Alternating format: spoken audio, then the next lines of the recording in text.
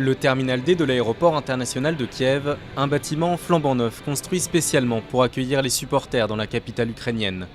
Ici, les ouvriers ont presque terminé cette plateforme d'1 kilomètre de long, mais à l'extérieur, il reste encore beaucoup à faire avant le début de l'Euro, le 8 juin.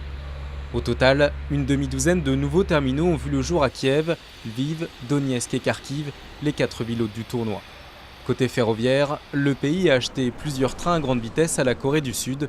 17 liaisons sont prévues chaque jour entre la Pologne et l'Ukraine pour acheminer jusqu'à 9000 passagers. Des travaux titanesques pour un pays qui n'a pratiquement pas investi dans ses infrastructures depuis son indépendance il y a plus de 20 ans. C'est du jamais vu. Nous n'avons jamais connu cela avant. Mais le problème est que tout est fait à la dernière minute et tout sera testé en direct à l'arrivée des premiers supporters.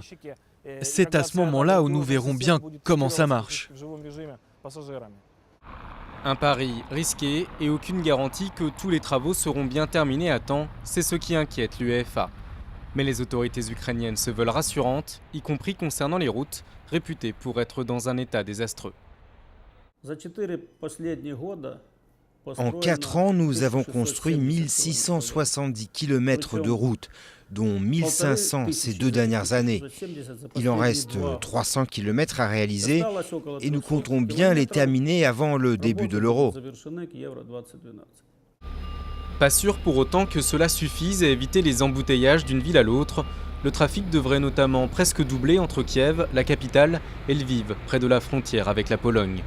Dans la dernière ligne droite avant l'Euro, la course contre la montre se poursuit pour terminer les infrastructures avant le premier coup de sifflet.